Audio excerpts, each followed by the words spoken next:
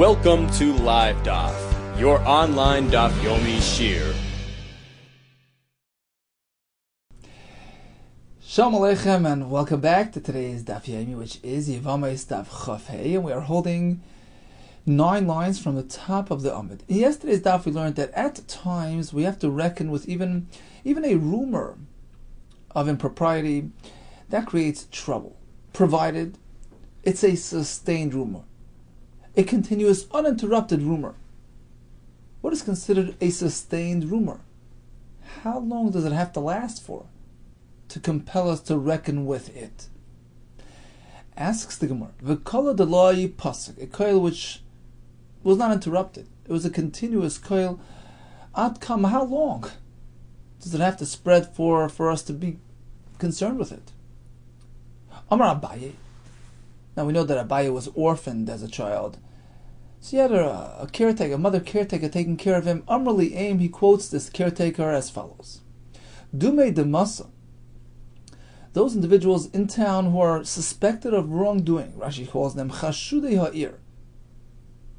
So they are subjects of a rumor, of impropriety. When do we consider them as such? How long does that rumor have to spread for? Yom Palga. If the rumor is sustained for a day and a half, then we know there's some credibility to that rumor. V'lei Amarin.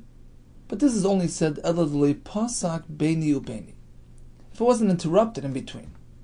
It was a continuous, uninterrupted rumor spreading for a day and a half already. Aval Pasak Beini Ubeini, but if there was some interruption, Hapasak is considered a terminated rumor. It doesn't have the same potency and same effect. V'lei Amarin. Now, when it was interrupted in between, which in turn destroys the credibility of that rumor, that's only Ela delei pasak machmas yira, that it wasn't terminated on account of fear and threats imposed by some outside source. Aval pasak machmas yira, but if there were threats and warnings issued, which in turn terminated those rumors, then that termination is no indication of lack of credibility. Why? Machmas Yirahu.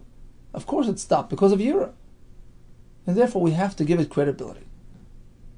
Now, whenever we speak about a rumor, creating havoc, that's only, it's only said if there are no enemies of these individuals in town. But if there are enemies here, we know who spread the rumors. We know the enemies of these individuals, they're the ones who concocted and spread these rumors, and therefore they have no basis or credibility. Now, in the Mishnah we learned about one who was nit'an al eshes ish. This fellow is a subject of a rumor that he interacted improperly with an eshes ish, a married woman. Rachel, who belonged to Reuben, Shimon got involved there, and on account of that, Haitzi uha, Reuben was forced to separate from Rachel. And then Shimon goes and marries her. Mishnah says they have to separate. Afal pisha kanas, even if he married her already, he has to divorce her. I should explain that in Mishnah, because when there's improper behavior, when there's znus committed, then this isha is usher to her husband and also to this stranger who interacted with her. It's not hasam. Here comes an interesting Gemara. We were going to try to compare our Mishnah to another halacha stated in Meseches Gittin. T'nan Hasam, we learned in the Mishnah in Gittin. Hamoitz is ishte mishum shemra.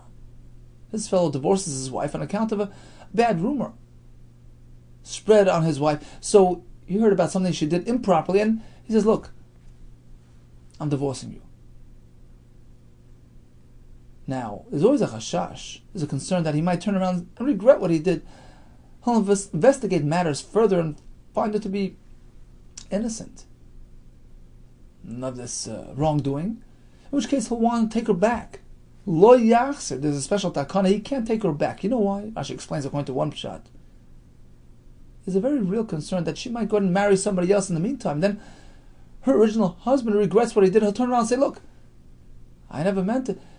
It turned out to be false. This whole rumor was baseless. I want you back. This get was invalid." you were never meant to marry Shimon. In which case, it turns out that she's really an Ashes Ish, marrying Shimon, and her children are Mamzerim. We're concerned about that type of development. Therefore, we tell him, look, it's a one-time chance. You want a divorce? Fine. But you can't take her back, in which case we're going to avoid this type of situation. Or Mishum Neder, let's say he divorced her on account of a Neder. She made a Neder to refrain from him, and he says, look, I have to divorce you. Once again, here he can turn around later and say, look, after she married somebody else, he can come back and say, look, I didn't know that I can go to a Chacham who will cancel, who will revoke this Neder. This is not what I had in mind. My get wasn't really valid. I want you back. So you're really my wife, you're really an Ashes Ish who married a stranger, your children are Mamzer. We want to avoid that concern, and therefore we say, don't take her back. The special takana, you can't take her back. Mishum neder lo yachzor. Okay, so there's a special takana. Once he divorces, no return. No return policy. Here comes an interesting shaila. Is it only a recommendation? Is it only lechatchila? Or even b'diavad? Let's say he takes her back. Can he hold on to her? Sholach le Rabba bar Avhuna le Rabba bar Nachman. So he asked Rabba bar Nachman the following question. Yolamdein Rabbeinu, please teach us. What happens if it's kanas, if he took her back? Ma'u sheyotzi, will we compel him to divorce her? Is it only lechatchila? Or is it absolute? Amalei, so Rabba bar Avhuna says, look, I have a clear raya. Tanina, look at our Mishnah. Nitan al Ashes Ish. V'tziyo metachas yadai. This fellow interacted with an Ashes Ish. As a result, they forced her out of her husband.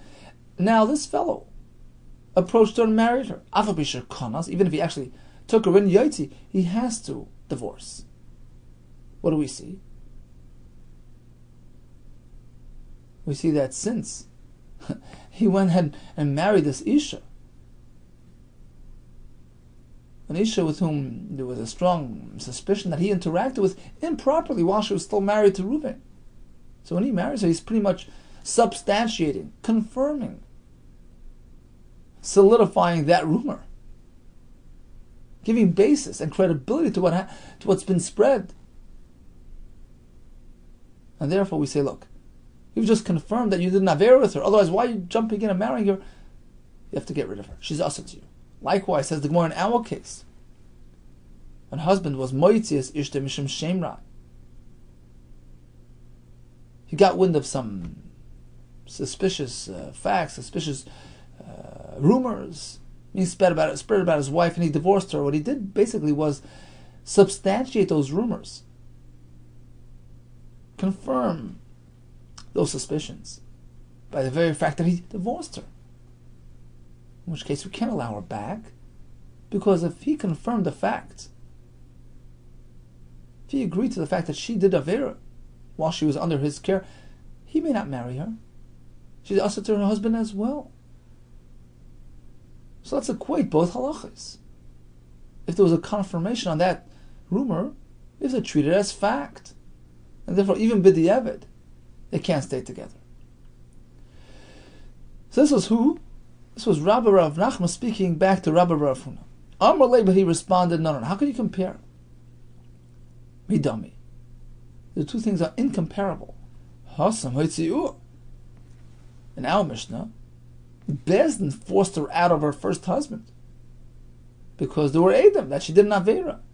Of course, in this case, if they treat it as fact, but in the case in the Mishnah in Gittin, it wasn't something he needed to do. He wasn't compelled to give her a get. He did so by his own initiative. There's no Edom. We don't know it as fact. It's just that the Chacham say, don't take her back. But let's say he did it, but perhaps he can hold on to her. You can't compare the two things. For Rabbi Rav Nachman, so how could Rabbi Rav Nachman compare the two things? The answer is Masnisa Nam Yotziyatanan, because he had a different girsa in our Mishnah. Instead of Hoitziyuah, that Bezdin forced her out because there were Edom to substantiate the facts. No, it was just Hitziyah. The husband, by his own initiative, sent her away, which is exactly the same case as the Mishnah in Gittin, therefore we compare the two. But still, how can you compare the two contexts? Hachabal, in the Mishnah in Gittin, it was the husband sending her out. So when he takes her back, what's the big deal? V'asam Bayal, as opposed to the Mishnah in Yevamos. Who's marrying her? Shimon, the culprit, the one who acted improperly with this Isha, with Rachel, while she was Reuben's wife. Of course, this fellow can't hold on to her. As she says, Davar Megunahu. It's the most inappropriate thing you can find. So two cases are very different. How can you compare? Armaleh, he responds, Shaper Dom Yadad. You know, the two things are perfectly comparable. You know why? In both cases, Chazal say, don't marry, and you married. In our case, Chazal say, don't marry. And what does the Mishnah say? If you proceed, you have to get rid of her. Likewise, in the Mishnah in Gittin, Chacham tell you, don't remarry. And therefore, if you do it b'diavad, you have to separate. It's a takana, it's absolute. It says the Gemara, no, you still can't compare. There's a big difference here. You see in the Mishnah in Yevamos, there was a koil. There were malicious rumors spread about this Isha, Rachel, the wife of Reuven, how she's interacting improperly with Shimon, this stranger. Now, when Reuven divorces son, Shimon marries her, do we have a greater confirmation to that koil, to that rumor? Why else is Shimon jumping in and marrying her? Apparently there was some prior interaction between them. We can truly understand why in this case we don't allow them to stay together, because if indeed they interacted improperly, they can't marry. As opposed to the Mishnah in Gittin.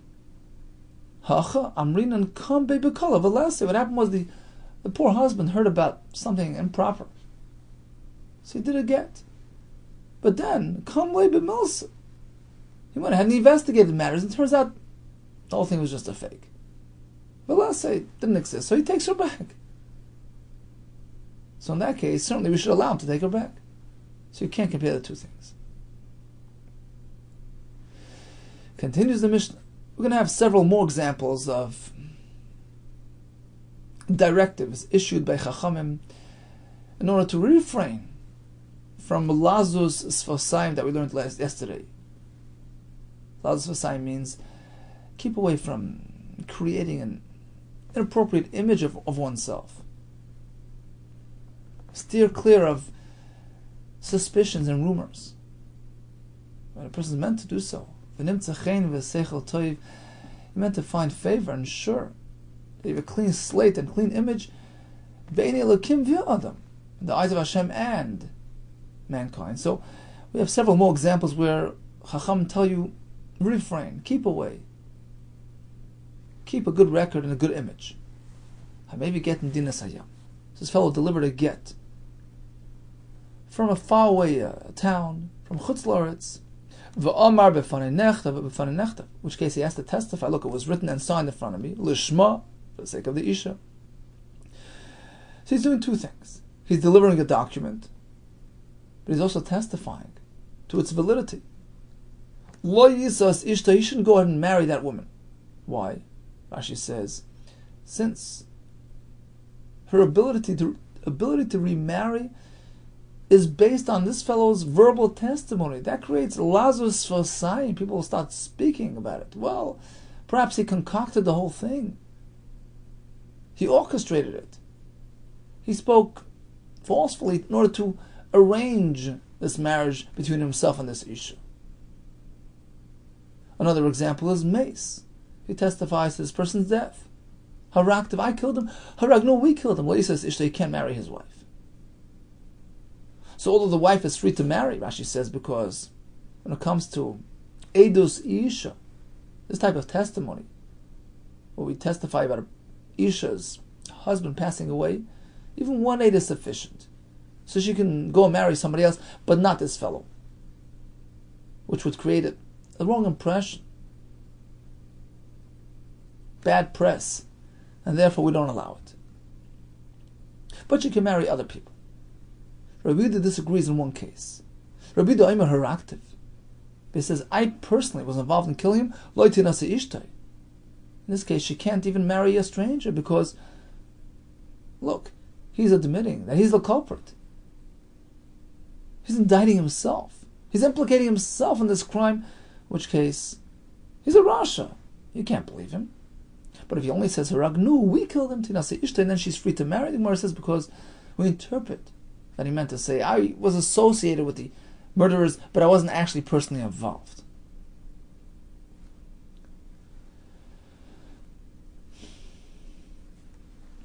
Continues the Gemara.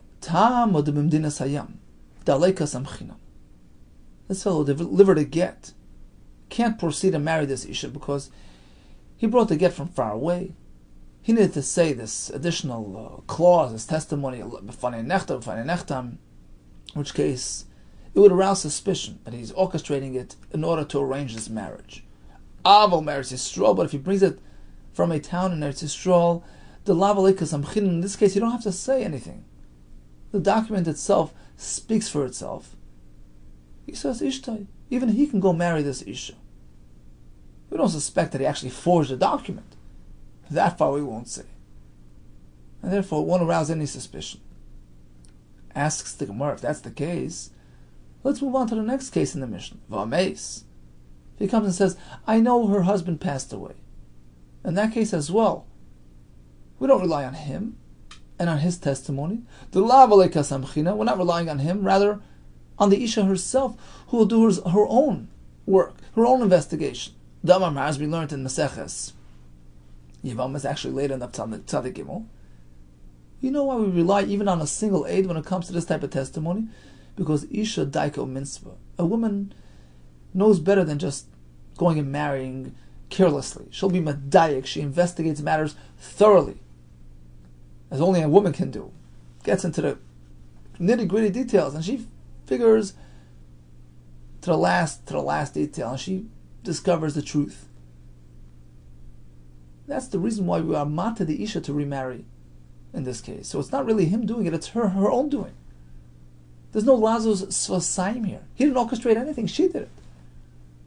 And still, what does the mission say? He says Ishta, he can't marry her. So why by the get do we allow it? If it's just a get that he's delivering without saying anything. Answers the Gemara, Hosam Leka Ksafa, because in the case of Mace, fact is we have no document. So it does appear that he's facilitating the heter. But when he brings a get, we have a document, we have a ksav, which makes it pretty clear and obvious that it's the ksav itself that's matter, not him.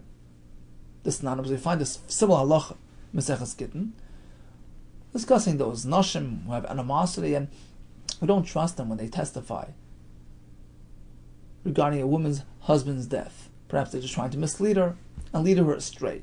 But if they bring a get, a document, an actual shtar, we trust them. Why? Ma being get la misa. What's the difference between a get and misa? The answer is shaksav mechech, because the document speaks for itself. And therefore, over here as well, in our case, even though we want to steer clear of any suspicion, but if he's bringing a document, the document speaks for itself, and we rely on it. But if he says meis, haraktiv, haragnu, lawyer says ishtoi, he can't marry. After all, he's the one that's being matir her, but she can marry a stranger. Says the Gemara, who knew the lawyer says ishtoi, so he can't marry her. But she's free to marry somebody else. Even if he says haraktiv, I personally killed him. What do you mean? He's a Rasha. You can't trust a Rasha. You can't accept Eidos from a Rasha. But Rav Yosef. Rav Yosef teaches us in a similar case that he's not to be believed. Ploini Ravani Loinsi. Reuben comes to Bezdin, he complains about Shimon. He interacted with me with Be'avera against my will. In this case, since Shimon was not partner to crime, Huva Achem et Starfan Lahargai. So Reuben and another fellow Levi can join forces and testify against Shimon and kill him. Liritzoni, but if he concedes that the Avera was done with his own consent, He was a partner in crime. He's implicating himself as well. Rasha, he's considered a Rasha. You can't trust him at all. You can't join with a Rasha and accept his testimony. In this case, he said, Haraktiv, I killed that fellow. How is he to be believed? Perhaps he'll say, Shana idis isha. When it comes to testifying regarding an heter of an isha, it's different. We lower our standards. The akilu Rabban will make it, and we accept it even from a Rasha. As long as we have grounds for heter, it's enough. We don't have to have it validated. Is that true? That's not true. V'amar Rav Menashe, he clearly tells us that Gazlan Devrayim Kashalei this Isha. When there's a Gazlan in the Rabban, Rashi says, a gambler, he's not a true God of Torah, then we can trust him when it comes to Edus Isha, to be Matar Isha. But Gazlan the Divrei Torah, if he's a true Gazlan, he robs banks, or he's involved in Aveira of Arayas, of course, Pasal Edus Isha is possible even to be made for an Isha's heter. So we're stuck. How do we understand the Shitas Rabbanim? That by Haragtiv, I killed him, we allow the Isha to remarry. Although not to himself. Concerned about bad impression, but she's mutter to marry a stranger. Now, let's just stop for a second. We really have a machlekes in the Mishnah regarding this case. Rabbanim say Haragtiv is Neman. Rabbi Yehuda disagrees, of course. He says, Haragtiv, she's not allowed to remarry. The question is, how are we going to interpret this machlekes? So Rav Menashe tells us that a Rasha is possible even for Eidos Isha. Shall we say this is the point of machlokes between Tanakama and Rabbi Yehuda? Rabbi Yehuda holds that a Rasha is possible even Eidos Isha, and the Rabbanan disagree. Neimer Rav Menashe, perhaps this halacha of Rav Menashe, that a Eid Apostle can't even testify for Eidos Isha, the Amak Rabbi Yehuda. This is only in line with Rabbi Yehuda, but the Rabbanan disagree. So this halacha of Rav Menashe is really the point of contention now, Mishnah, which is a bit difficult because Rav Menashe doesn't want to side with Rabbi Yehuda and not with the Rabbanan. He wants to present his halacha as a universally accepted halacha. Answers the Gemara, yeah, Amalach Rav Menashe. Rav Menashe will explain as follows. Ano da amri afilul Rabbanan. My halacha holds true even according to the Rabbanan. Even they agree that a Gazlan, a Rasha, can't testify to a Matari Isha. Oh, the time of the Rabbanan. So why do Rabbanan allow in this case? The time of the Rabbanan Hacha. The reason why the Rabbanan allow, the Rava, as Rava tells us. You see, we mentioned Rav Yosef Shita, Pliny Ravani La'insi, Pliny Ravani L'Ritzayni, right? He's a Rasha, and he's not to be believed. Rava disagrees. Palginon dibura. We split his words. We sort of take his testimony, we slice it in half. There are two aspects to what he's saying. There's the part of the story that pertains to himself. I was involved in this Avera, that we can't believe, because he can't testify on himself. Person's a curve to himself, he can't testify on himself. And then there's the part that relates to the other person. That fellow did an Avera. Happens to be, it was with me. But you don't have to reckon with that second part. You can sort of split the testimony and only accept part of it. That's Rabbi's Chiddush. And therefore, when he says, Harag Tiv, I killed that fellow, you can slice it. You can splice it into two. That fellow passed away in my presence, but we don't have to believe him when he says, I did it. That part, you shove aside. That part you don't believe. Palgina dibura. And that's the point of machlekes between Rabbanon, who subscribe to this concept of Palgina dibura, we split his words and we trust only one part, not the other. Therefore, we believe that this fellow died.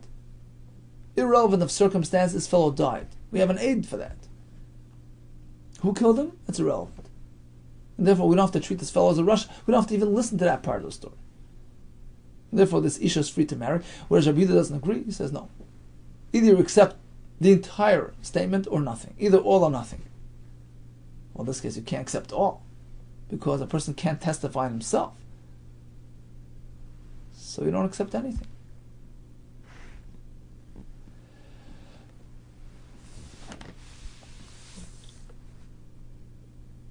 The reason why the Rabban accept his testimony and allow the Isha to remarry, because the Rav, as Rav tells us, Adam korev etzel atzma, a person considered relative to himself.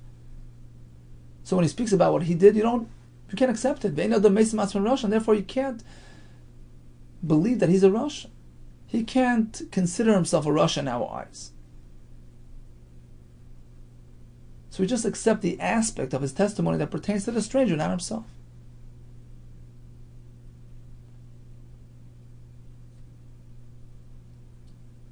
So again, according to Rav Menashe, a Rasha is possible even le'edus isha. Machlekes, Rabbi Yehuda and Rabban is whether we split his words or not. Says the Gemara, Leimer Rav Yosef Damak Rabbi Yehuda. So now Rav Yosef, who doesn't hold of this splitting business, he holds you have to take the entire testimony as one. And therefore Rav Yosef says, you can't believe him because he's implicating himself. He's a Rasha. Is he following Dafka Rabbi Yehuda, who holds that you can't split things, as opposed to the Rabban who hold you could split? So basically Rav Yosef is now totally in a machlekes tanaim, which is difficult for us to accept. Amlach Rav Yosef will respond, he says, no. I know the Amrei Filu Rabbanon. My shita holds true even according to the Rabbanon. Everybody holds that you cannot split words or testimonies. So what's the machlekes? Question is whether a Rasha is to be believed by Eidos Isha. V'shani Eidos Isha dakilu barabanan. So the Shittas Rabbanan now Mishnah holds that when it comes to be mater Isha upon her husband's death, even a slight Eidos is believed, even a Rasha is believed. Rabbi Yehuda disagrees. Rabbi Yehuda holds no. When it comes to even Eidos Isha, you have to have a proper aid. For Rabbi Menashe, and Rabbi Menashe who says that you need a proper aid by Eidos Isha. So a Rasha, a Gazlan is possible for Eidos Isha. The Amak Rabbi Yehuda, he's following Rabbi Yehuda. That holds as such, whereas the Rabbanon hold differently. So bottom line is like this. Mishnah speaks about Haragtiv, I killed him. Rabbanon say she's mutter to marry. Rabbi Yehuda says she's asr. Of course, he can't marry, but she can marry other people, according to Rabbanon. According to Rabbi Yehuda, she's asr to marry anybody. We have two ways to understand the Mishnah. We have Rabbi Menashe and Rabbi Yosef. Rabbi Menashe who holds that a Rasha is possible even le'edus isha. He learns that the machlekes between Rabban and Rabbi Yehuda revolves around the question of palginu and dibura.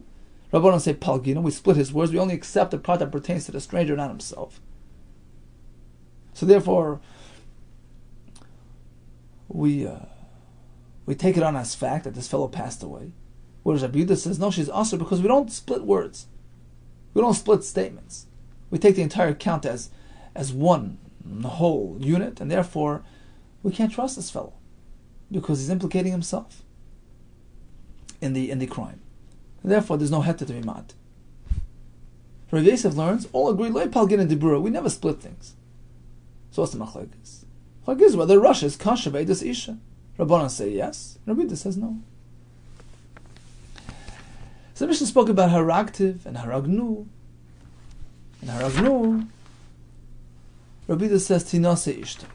So we killed him, then she's free to marry. What's the difference? Ma'ishna haraktiv. Why is it that by haraktiv we don't trust him because he's a Rasha?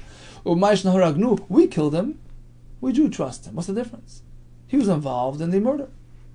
Amar v'da b'omer. We interpret his words as follows: Anya yisim hergav. He didn't mean that I personally killed him. I accompanied his murderers. So he's not really implicating himself. Atanya, as we find in the similar bride. So where we see Rabbi Yehuda bases his argument on this interpretation. Amrullah, the Rabbi Yehuda, the Chacham disagreed with Rabbi Yehuda. They hold that even haraktiv is reliable. And they prove their point with a story. Masa Balistim Echad, there was a story involving a robber, Shiatza Laharig, who's being taken out to being killed, punished through the court system. B'megizas Kaputke in this town. V'amar lehem, and as he's being taken out, he figured, look, let me do one good act. And he makes an announcement. He says, V'amar lehem l'chu ilmu lo la'esha Shimon ben Kohen. Go tell the wife of Shimon ben Kohen, who's an aguna. Her husband disappeared. The circumstance of that disappearance were unknown up until this point. He says, look, Ani harakti is bal. I killed her husband. You should know, I killed her and she's free to marry. B'knisasi Lud, when I was entering the town of Lud. Some say he said B'knisasi Lud. He was entering the town of Lud. So he did one last act of kindness. He revealed to the Isha, the Yaguna, the fate, the whereabouts of her husband. And the Chacham believed him. They married his wife. So you see, even a murderer is to be believed. This is what the Chacham used to support their shit. Amar Lehem, Rabbi Yehuda responds, Misham, right? How can you prove from there? Ba'omer, we interpret his words as follows: Aniya Yisim Hergav. He didn't mean that I personally killed him. He meant I was present with his killers. So we see that Rabbi Yehuda bases his heter on this type of interpretation. Likewise, now Mishnah, we interpret the words haragnu as such, to mean that he was with the murderers, but he didn't actually participate in the murder. Asks the Gemara, how can you say that? V'holistim Ketani was speaking about a robber who was involved in murder. Apparently he himself did it. Shenitfas al de listius. No, he was arrested together with the other robbers, but he wasn't personally involved in robbery. Bryce says he was being taken out to get killed. Apparently he was guilty of murder. No, Beidina David Kechavim Daiki V'Katli. He was arrested in this mass arrest, this massive campaign instituted by the Bezdin of the Goyim. We're not very particular and perturbed about killing innocent people. Of course, he wasn't involved in the murder at all. He was just associated with the murderers, and therefore we trust him when he said that I know for a fact that this fellow was killed. Continues the mission with another example of keeping away from suspicions and rumors. An Isha made a neder to refrain from her husband, and they came to a Chacham to try to revoke and cancel the neder. The Chacham says, look, sorry, I can't figure a way out. I'm sorry. And as a result of his lack of cooperation, so to speak, they separated. Now she's divorced. Now this Chacham shouldn't go ahead and marry this Isha because it rings of impropriety. It's as though he orchestrated this entire procedure so that he can go marry her. However, Miyano, let's say she was a Ketana, she walked off her husband. Or there's chalitza in front of this Chacham. He sat as part of a peasant who officiated over the Miyan or the chalitza. In this case, he said he can marry her after the fact. He's part of a bezin who are not suspected of any wrongdoing. You see, the Yitzhar only entices a person to do something for himself, for his own benefit, but not to benefit his friend. There's no reason to suspect that the entire bezin were in cahoots to arrange this type of marriage for this one person. Now the Mishnah spoke about a Chacham who could not find a way out, could not revoke the neder. So, keep away from the Isha. It doesn't ring right. Well, let's say he was successful in being mated the neder, and then for some reason they got divorced. He can marry her. Because in this case, there's no chashad whatsoever. He did not facilitate this divorce. There's no chashad. Now, we have a Nedarim Shaila here. But my Askinan, what are we speaking about? We're speaking about one Chacham who was involved. Chad be matzim mater. Since one Chacham be mater or ned, you need three. V'amar Rav, Amar Rav Chia, Bar Abba, Amar Rav Amram. Tana, we learned in the Braysa, Torahs and Nedarim b'shloisha. You need three dayanim to be mater ned. One can't do it. Velo betlas. Oh, apparently there were three involved. Once you get to three, michashidi. Since when do we have any grounds for suspicion of impropriety when it comes to three people? But Tanan we learned in the Mishnah, and now Mishnah miyano ishachotza b'fanav. They did miyano chalitza in front of the bezdin yisa'ena. This fellow can marry her. Bneishu bezdin. He's part of a bezdin arrangement. So bezdin doesn't evoke any chashad. Lo'ilam b'chad. Let's go back to Ataris and Nedarim. We're speaking about one Chacham. How could he do it? As we learn in Nedarim, even if it's a Yachad, but if he's a Mumchet, he's an expert, he can be Mater Neder. Chanami here as well. We're speaking B'Yachad Mumchet. He was just a Yachad, individual, but he was an expert. So theoretically, he can be Mater Neder. But if he chooses not to, he's Oyser the Isha, and then she has to get divorced. It rings of impropriety if he go ahead and he'll approach the Isha for marriage. We say there's no concern because it's a bezin. Time of the bezin. Apparently it's only because we have three. But if it's just two involved in the chalitza or miyun ceremony, they can't marry her because we're concerned about some sort of orchestration and chashad. But why is this different than the Mishnah? We learned that once you have more than one person involved, there's never a chashash of falsification. Because remember, a person only has negius. He's enticed by the Yetzer Hara if it pertains to his own personal benefit. He'll never do something for somebody else. For that, he doesn't have a Yetzer Hara. So even when it's two people, we're not concerned. This nan, as we find in the Mishnah. You have two witnesses who signed and confirmed a document.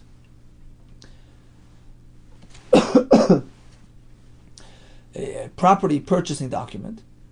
Valgeitisha or an a get. Can they go ahead and buy this property from the buyer? Can they go and marry this Isha after divorce? Yes. Chacham are not concerned about any impropriety because they're two people. So even two are sufficient to allay any fears of suspicion. So why does our Mishnah speak about three people?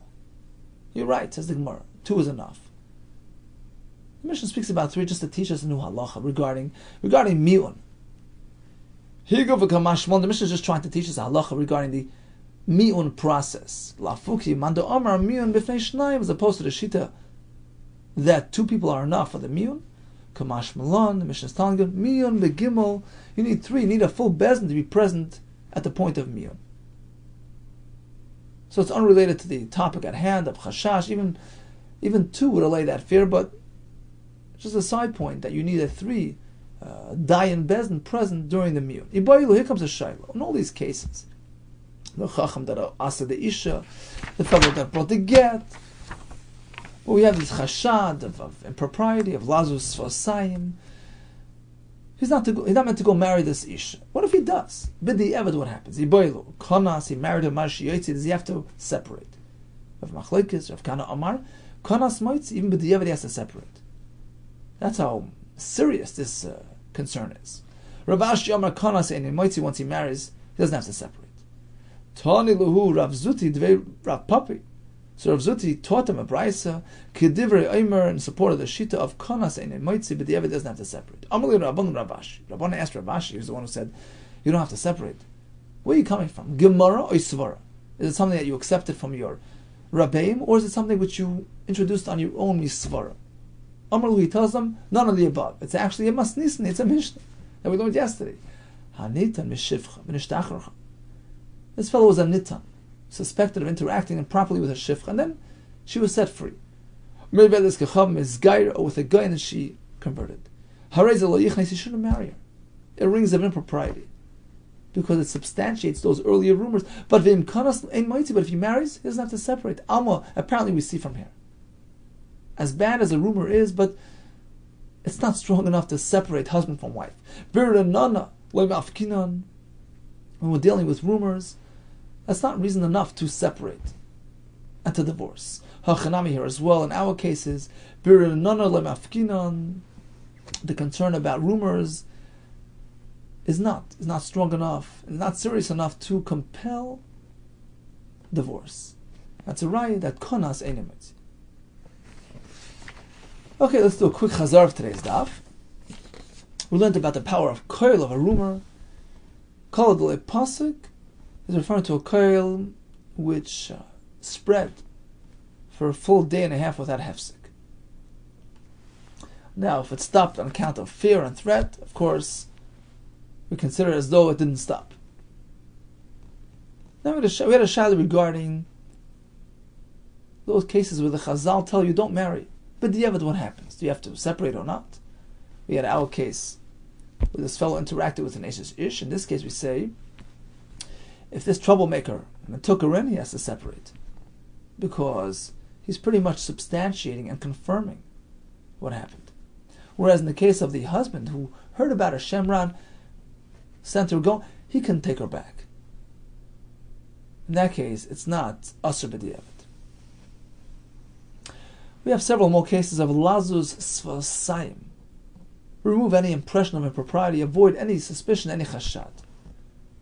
A case where a fellow brought a get, Mebdina Sayam, and he said, B'fan nechta. Or in a case where he says, Meis haraktiv haragnu. or in a case where Chacham failed to address the neder of the Isha, which brought about divorce. In all these cases, lechatchila, you shouldn't marry, but as we concluded with the Eved, it's okay.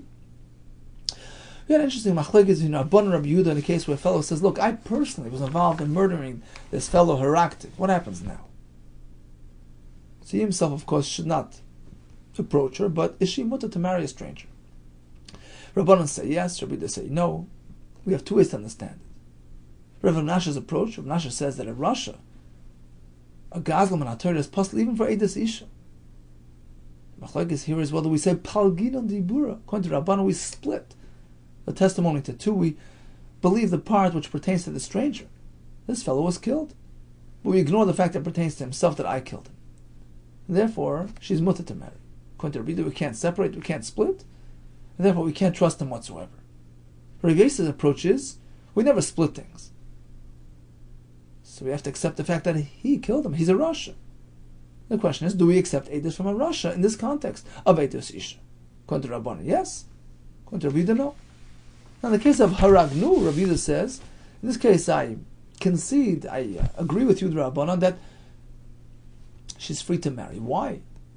We killed him. In the case that he himself killed him as well. The Gemara says, because according to Rabbi Yehuda, Haragnu simply means, I was present when these fellows attacked him, but I personally, Chas v'Shalom, didn't take part in it. Therefore, in this case, he's not implicating himself, and he is to be believed. All the best to you, and B'suras Tevis Hatzlacha Rabbah.